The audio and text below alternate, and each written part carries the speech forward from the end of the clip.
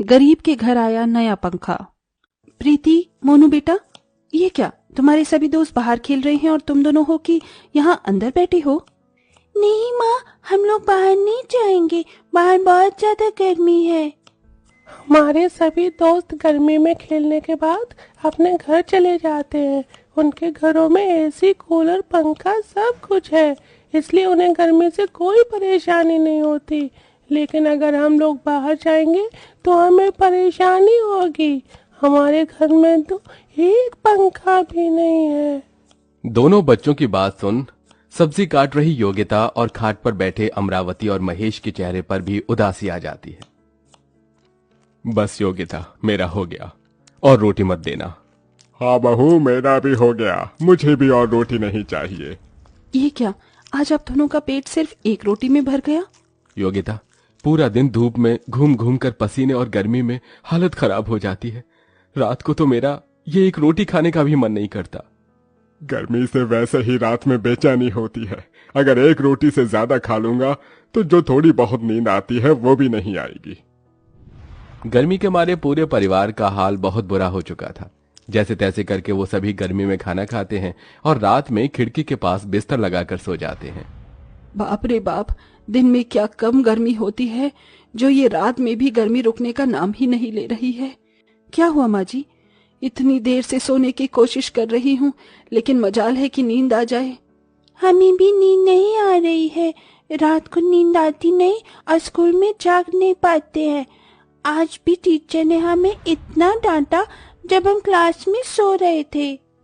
अब तो बस एक ही तरीका बचा है, चलो चलकर बाहर आंगन में सोते हैं, कम से कम इस गर्मी से तो छुटकारा मिलेगा। मयंक और बाकी सब आंगन में सोने चले जाते हैं। ठंडी ठंडी हवा में सबको नींद तो अच्छी आ जाती है, लेकिन जैसे ही सब लोग सुबह उठते हैं प्रीति, जाकर अपना चेहरा देख, तो किसी चुड़ैल की तरह लग रही है। योगिता, तुम्हारे भी हाथ और चेहरे पर लाल लाल दाने हो गए हैं। लगता है रात भर मच्छर ने हमें बहुत काटा है। मच्छर काटेंगे क्यों नहीं, हम आंगन में जो सो रहे थे। अगर हमारे घर में एक ढंग का पंखा होता तो हमें ऐसे रात भर आंगन में नहीं सोना पड़ता। मच्छरों की वजह से अब सभी को फिर से हर रात घर के अंदर ही गर्मी और पसीने से जूझ कर सोना पड़ता है। आरव, तेरे घर में तो बहुत ठंडी ठंडी हवा आ रही है। वो तो आएगी ही ना, मेरे घर में दो दो एसी जो हैं, और पता है ये वाला पंखा पापा परसों ही लेकर आए हैं, इसके अंदर तो लाइट भी जलती है। क्या सच में? काश हमारे घर में भी ऐसा ही पंखा होता। आरव, तुझे मैंने कितनी बार कहा है कि इन दोनों को घर पर लाने की जरूरत नहीं है, तो फिर तू क्यों लाता है इन्हें बार बार? हाँ, ये मेरे दोस्त हैं। ये तेरे कोई दोस्त नहीं है, समझा? ये तो बस इस घर में लगे एसी, कूलर और पंखे की ठंडी ठंडी हवा खाने के लिए आते हैं, क्योंकि इनके घर पर ये सब कुछ नहीं है। और जिसे तुम दोनों घर कहते हो ना, वो घर नहीं बल्कि ईंट की भट्टी है, समझे? संगीता की डांट सुन दोनों बच्चे रोते हुए अपने घर आ जाते हैं। क्या हुआ प्रीति, मोनू, तुम दोनों रो क्यों रहे हो? किसी ने कुछ कहा क्या? पिछले साल की गर्मी में आपने हमसे वादा किया था कि आप हमारे लिए एक नया पंखा लेकर आएंगे, लेकिन आप नहीं लेकर आए। पिछले साल तो हमने जैसे तैसे करके गर्मी में गुजारा कर लिया, लेकिन इस साल क्या करेंगे? सही कहा है संगीता आंटी ने, हमारा घर घर नहीं बल्कि ईंट की भट्टी का है। अपने बच्चों की बातें सुन और उन्हें ऐसा रोता देख योगिता को बहुत ज्यादा तकलीफ होती है, जिसके चलते योगिता अब मयंक से बात करती है। बच्चों की ऐसी हालत मुझसे देखी नहीं जा रही है। माँ की और पिताजी की गर्मी से बेहद परेशान हो रहे हैं। कहीं से एक पंखे का इंतजाम कर दीजिए। योगिता, मैं इसी कोशिश में लगा हुआ हूँ, लेकिन तुम तो जानती हो कि मेरा काम कैसा है। दिन भर धूप में फल बेचकर मैं ज्यादा कमाई नहीं कर पाता हूँ, और पंखे की कीमत के बारे में तो तुम जानती ही हो। मयंक की बात सुन योगिता काफी उदास हो जाती है, और ऐसे ही कुछ दिन गुजर जाते हैं। अरे मीनाक्षी, तुम कैसी हो? इतने वक्त बाद तुमसे मिलना हो रहा है। मैं तो अच्छी हूँ, तुम कैसी हो? और तुम यहाँ क्या कर रही हो? मैं तो बस सब्जी लेने के लिए आई थी, मेरा घर पास में है, चलो ना, मैं तुम्हें अपने हाथ की चाय बनाकर पिलाती हूँ। मीनाक्षी जैसे ही योगिता के घर जाती है। ओह माय गॉड, कितनी गर्मी है यहाँ। तुम इतनी गर्मी में रह कैसे लेती हो? तुम्हारे घर में तो ढंग का एक पंखा भी नहीं है। कितनी गरीब हो तुम योगिता। ये लो, ये मेरे घर का पता है।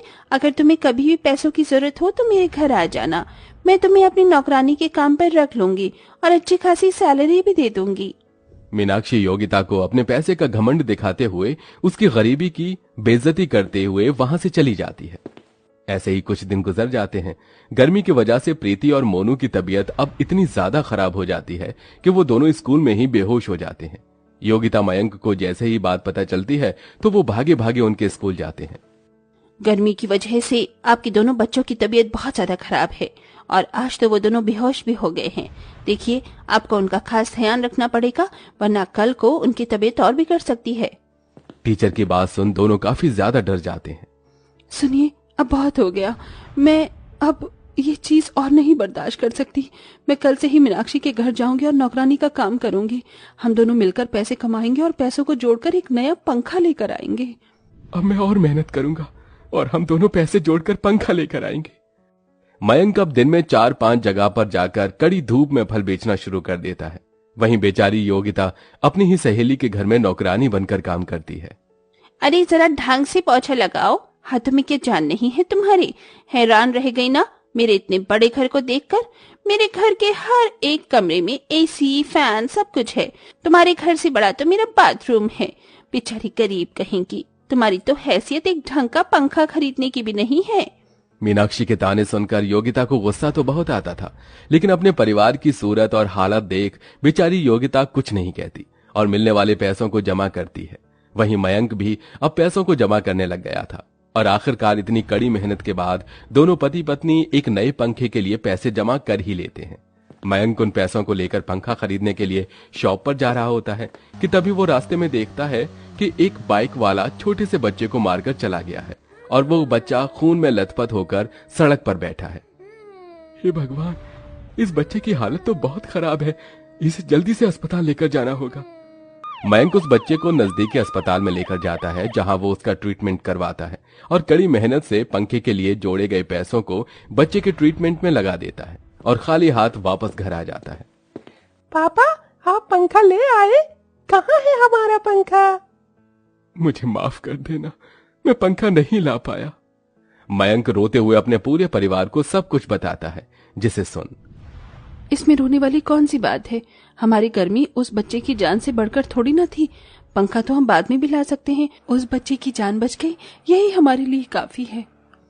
पूरा परिवार फिर से गर्मी में जीना शुरू कर देता है। वहीं दूसरी तरफ, अरे जिसने मेरे बेटे की जान बचाई, क्या आप जानते हैं वो कहाँ रहता है?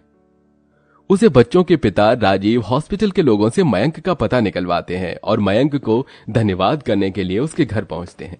राजीव जैसे ही मयंक के घर के बाहर पहुंचता है तो देखता है कि उसका पूरा परिवार गर्मी में किस तरह से जूझ रहा है। हे भगवान, मेरा परिवार तो बिना एसी के 1 मिनट नहीं रह सकता और ये गर्मी में कितनी परेशानी से रह रहे हैं। मैं तो इन्हें धन्यवाद बोलने और ये पैसे देने के लिए आया था, लेकिन अब नहीं। राजीव जल्दी से इलेक्ट्रॉनिक शॉप पर जाता है और एक नया और महंगा पंखा खरीदकर सीधा मयंक के घर पहुंचता है। अरे जी, आप कौन? मेरा नाम राजीव है। आपने जिस बच्चे की जान बचाई, मैं उसका पिता हूं। मैं नहीं जानता था कि आप और आपका परिवार इतनी गर्मी में ऐसी हालत में रह रहे हैं, इसलिए मैं आपके लिए ये पंखा लेकर आया हूं। राजीव अपने हाथों से मयंक के घर में वो पंखा लगाता है और जैसे ही पंखा चालू होता है तो उसकी ठंडी ठंडी हवा से सब लोग बहुत खुश हो जाते हैं। ऐसा लग रहा है जैसे पंखा नहीं एसी चल रहा हो। अब तो हम सब लोग रात में आराम से सोएंगे ना माँ। अब तो हमें बिल्कुल भी गर्मी नहीं लगेगी। आपने मेरे बच्चे की जान बचाकर मुझ पर बहुत बड़ा एहसान किया है। इसका एहसान तो मैं जिंदगी भर नहीं उतार सकता, लेकिन मैं आपकी मदद करना चाहता हूँ। क्या आप मेरी फैक्ट्री में मैनेजर के तौर पर काम करेंगे? अरे पहले आपने ये पंखा लगवाकर मेरे परिवार को इस भयंकर गर्मी से बचाया और आप मुझे अपनी फैक्ट्री में काम दे रहे हैं। न जाने भगवान किस किस रूप में आकर हमारी मदद करते हैं। भगवान तो आप हैं मेरे लिए, जो आपने मेरे इकलौते बेटे की जान बचाई। आप बस कल से मेरी फैक्ट्री में आ जाइएगा। मयंक अगले दिन से ही राजीव की फैक्ट्री में मैनेजर के तौर पर काम करने लगता है। वहीं दूसरी तरफ उसका परिवार पंखे की ठंडी ठंडी हवा, गर्मी से दूर हंसी खुशी रहता है। समय बीतने के साथ साथ अब धीरे धीरे मयंक और उसके परिवार की फाइनेंशियल कंडीशन भी ठीक होने लगती है।